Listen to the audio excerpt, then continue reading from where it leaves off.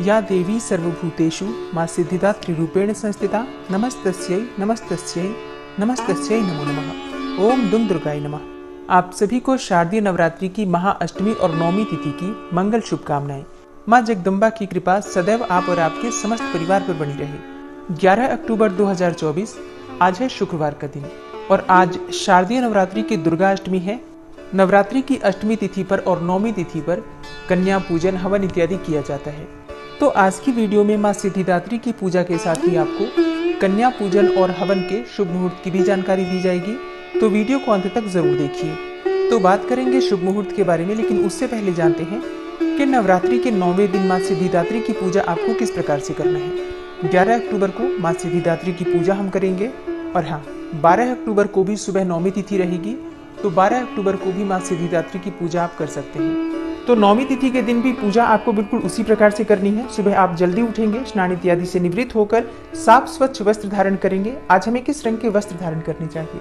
देखिए, मां सिद्धिदात्री का प्रिय रंग होता है बैंगनी या जामुनी। ऐसा माना जाता है कि बैंगनी कलर या जामुनी कलर सिद्धि प्रदान करने वाला होता है, आध्यात्म की ओर ले जाने वाला होता है। और इसके अलावा गुलाबी रंग भी माँ को बहुत प्रिय होता है, तो आप गुलाबी रंग के वस्त्र धारण करके भी पूजा आराधना कर सकते हैं। लाल, गुलाबी या फिर आप किसी हल्के रंग के वस्त्र धारण करके पूजा कीजिए। शुभ रंगों का प्रयोग आज कीजिए। आज बहुत शुभ दिन है, मां सिद्धिदात्री का दिन है और संपूर्णता है आज नवरात्रि की, तो शुभ रंगों का प्रयोग करना चाहिए। तो स्नान इत्यादि से निवृत्त होकर साफ स्वच्छ वस्त्र धारण करके सबसे पहले भगवान सूर्यदेव को जल अर्पित करना चाहिए। उसके बाद आप अपने घर के मंदिर में आ जाइए, जहाँ पर आपने माँ भगवती दुर्गा की चौकी स्थापित की है। अब आपको सबसे पहले सभी देवी देवता जो आपने विराजमान कर रखे हैं उन्हें प्रणाम कीजिए और इसके बाद शुद्ध आसन डालकर चौकी के सामने बैठ जाइए।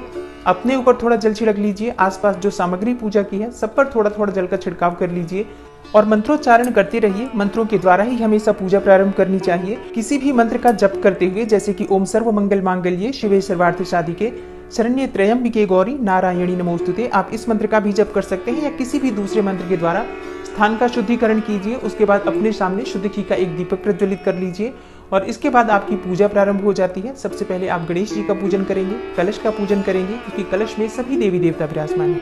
तो आप सबकी पूजा करने के बाद माँ भगवती दुर्गा की पूजा करेंगे। जैसे कि अगर आपने नवग्रह मंडल स्थापित किया है या षोडश मातृका स्थापित की है, तो इन सबकी पूजा आपको पंचोपचार विधि से धूप, दीप, नैवेद्य, अक्षत पुष्प ये सभी चीजें अर्पित करके करना है। उसके बाद माँ सिद्धिदात्री की पूजा करनी है। तो माँ सिद्धिदात्री का ध्यान करने के लिए अपने दाहिने हाथ में अक्षत, जल और पुष्प ले लीजिए और माँ सिद्धिदात्री का ध्यान कीजिए। माँ सिद्धिदात्री का स्वरूप क्या है जिसका आपको पूजा के समय ध्यान करना है? देखिए, माँ सिद्धिदात्री कमल पर विराजमान है। देवी सिद्धिदात्री की 4 भुजाएं हैं, जिसमें गदा, कमल, शंख और सुदर्शन चक्र विद्यमान है। मान्यता है कि माँ दुर्गा की 9वीं शक्ति देवी सिद्धिदात्री की पूर्ण श्रद्धा से अगर आराधना की जाए तो अष्ट सिद्धियों की प्राप्ति हो जाती है, नव निधियों की प्राप्ति होती है, बुद्धि और विवेक की प्राप्ति होती है। गंधर्व, किन्नर, नाग, यक्ष, देवी देवता और मनुष्य सभी इनकी कृपा से सिद्धियों को प्राप्त करते हैं। इसलिए माँ को सिद्धिदात्री कहा जाता है। माँ सिद्धिदात्री अपने नाम के स्वरूप से ही अष्ट सिद्धियां अर्थात अणिमा, महिमा, गरिमा, लघिमा, प्राप्ति, प्राकाम्य, ईशित्व और वशीत्व प्रदान करने वाली देवी मानी गई है। तो माँ सिद्धिदात्री के इसी स्वरूप को आपको सच्चे मन से ध्यान करना है। उसके बाद जो आपने दाहिने हाथ में अक्षत, जल और पुष्प ले रखा है, माँ दुर्गा के सामने अर्पित कर दीजिए और विधि विधान से जो भी सामग्री आपके पास उपलब्ध हो सभी सामग्रियां माँ को एक एक करके अर्पित करके उनकी पूजा आराधना कीजिए। माँ सिद्धिदात्री का बीज मंत्र है ह्रीं क्लीं ऐं सिद्धयै नमः। इसी मंत्र के द्वारा आप उनका ध्यान कर सकते हैं। और जो मैंने वीडियो के शुरू में बोला है मंत्र, जैसे कि या देवी सर्वभूतेषु मां सिद्धिदात्री रूपेण संस्थिता नमस्तस्यै नमस्तस्यै नमस्तस्यै नमो नमः, इस मंत्र के द्वारा भी आप पूजा कर सकते हैं। और आज के दिन मां सिद्धिदात्री को खीर का भोग आप लगा सकते हैं, हलवा, पूरी और चने का भोग आप लगा सकते हैं। शास्त्रों के अनुसार नवरात्रि की 9वीं तिथि के दिन 9 प्रकार के फल माँ को अर्पित करने से मन की समस्त कामनाएं पूर्ण होती है और 9 प्रकार के पुष्पों से माँ की पूजा करनी चाहिए। 9 दिए प्रज्वलित करके माँ की आराधना करनी चाहिए। तो बहुत महत्वपूर्ण होती है नवरात्रि की 9वीं तिथि। आज के दिन अगर आप इन उपायों को करते हैं तो निश्चित ही आपको माँ सिद्धिदात्री की कृपा से समस्त प्रकार की कामनाओं के पूर्ण होने का वरदान प्राप्त होता है। और माँ का प्रिय पुष्प है कमल का पुष्प, गुलाब का पुष्प, गुड़हल का पुष्प। इन पुष्पों में से जो भी पुष्प आपके पास उपलब्ध हो माँ को अर्पित कीजिए। अगर आप 9 रंग के पुष्प अर्पित कर पाते हैं तो अत्यंत श्रेष्ठ होगा, नहीं तो जो भी पुष्प आपके पास उपलब्ध हो उसी पुष्प को आप 9 की संख्या में माँ को अर्पित कीजिए। मतलब 9 पुष्प माँ को अर्पित करके उनसे प्रार्थना कीजिए, तो निश्चित ही आपकी कामना पूर्ण होती है। और हाँ, पूजा विधि विधान से करने के बाद माँ की आरती कीजिए। लौंग और कपूर से आरती आप कर सकते हैं, या फिर शुद्ध घी के दीपक में भी आप थोड़ा सा कपूर डालकर माँ की आरती कर सकते हैं। और उसके बाद माँ से क्षमा प्रार्थना कर लीजिए। व्रत में किसी भी प्रकार की भूल चूक हुई हो, या नवरात्रि में जो हमने पूजा की है या जो प्रार्थना की है, मंत्र जप इत्यादि किए हैं, तो उसमें किसी भी प्रकार की जाने अनजाने हमसे गलतियां हुई हो या परिवार के किसी भी सदस्य से कोई गलती हुई हो, तो माँ से उसके लिए क्षमा प्रार्थना कर लीजिए। और हमेशा आपको माँ दुर्गा की कृपा प्राप्त होती रहे, इसके लिए प्रार्थना कीजिए। मन की जो भी आपकी कामना हो, माँ सिद्धिदात्री उसे पूर्ण करें, इसके लिए माँ सिद्धिदात्री से प्रार्थना कीजिए। अब आपकी पूजा जब पूर्ण हो जाती है तो थोड़ा सा जल अपने आसन पर डालकर 2 उंगलियों से अपने मस्तक पर 2 बार लगा लीजिए, जिससे कि इस पूजा का आपको संपूर्ण फल प्राप्त होगा। और अब जानते हैं 11 अक्टूबर के शुभ मुहूर्त के बारे में। देखिए, 11 अक्टूबर को सूर्योदय काल का समय रहेगा सुबह 6:17 पर, और सूर्यास्त का समय है शाम को 6:01 पर। नौमी तिथि प्रारंभ हो रही है 11 अक्टूबर को दोपहर में 12:07 पर, और नौमी तिथि का समापन होगा 12 अक्टूबर को सुबह 10:58 पर।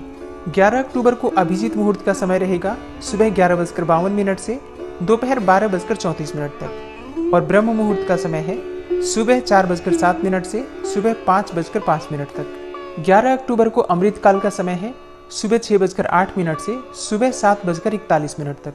ये सभी शुभ मुहूर्त हैं जिस समय में आप पूजा आराधना कर सकते हैं, मंत्रों का जप कर सकते हैं, कन्या पूजन भी कर सकते हैं और हवन भी कर सकते हैं। अब एक ऐसा समय जिस समय में आपको कोई भी शुभ काम नहीं करना है, वो रहेगा राहु काल का समय, जो कि सुबह 10:30 से दोपहर 12 बजे तक रहेगा।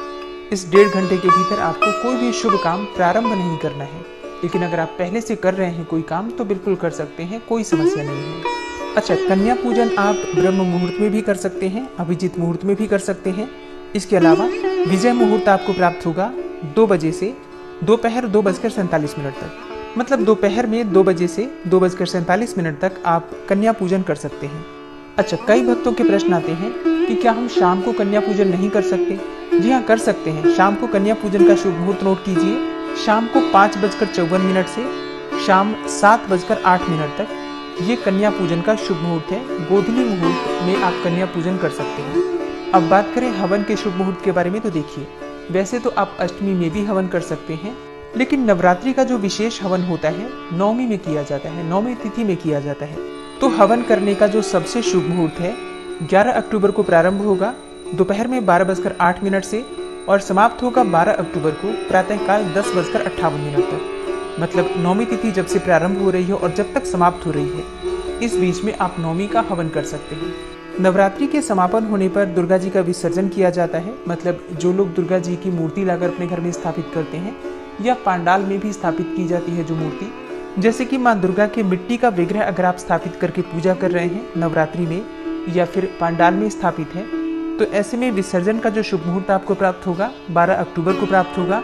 इस दिन दोपहर में 1:17 से दोपहर 3:35 तक दुर्गा विसर्जन का शुभ मुहूर्त है। तो दोस्तों, ये है आज की वीडियो। उम्मीद करती हूँ आपके लिए उपयोगी होगी। अगर वीडियो पसंद आई हो तो लाइक कीजिए, शेयर कीजिए, और चैनल पर पहली बार आए हैं, अगर अभी तक आपने चैनल को सब्सक्राइब नहीं किया है, तो आज की वीडियो अगर आपको अच्छी लगे तो चैनल को सब्सक्राइब करके बेल आइकन को जरूर प्रेस कर लीजिए।